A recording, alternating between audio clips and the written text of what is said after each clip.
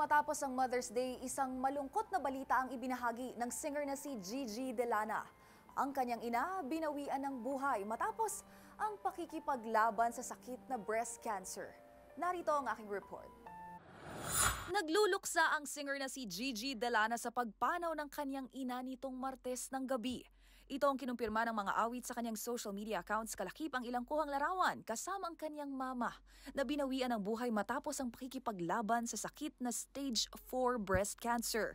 Mensahe ng pagmamahal at pahinga ka na ang ipinaabot ni Gigi para sa kanyang yumaong ina, habang lubos din ang pasalamat nito sa lahat ng mga nagdasal para sa kanyang mama.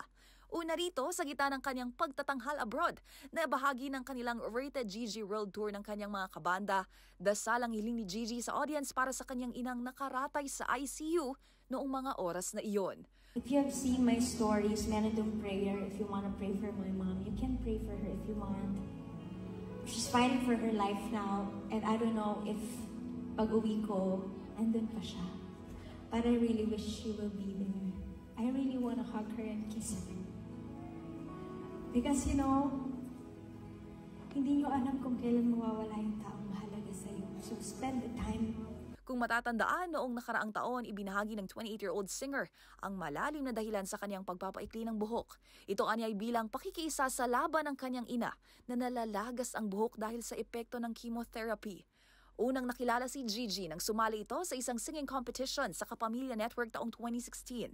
Ilan sa song covers ng The Gigi Vibes Band na tumabo na ng milyong-milyong views ay ang Through the Fire, Bakit Nga Ba Mahal Kita at Araw-Gabi.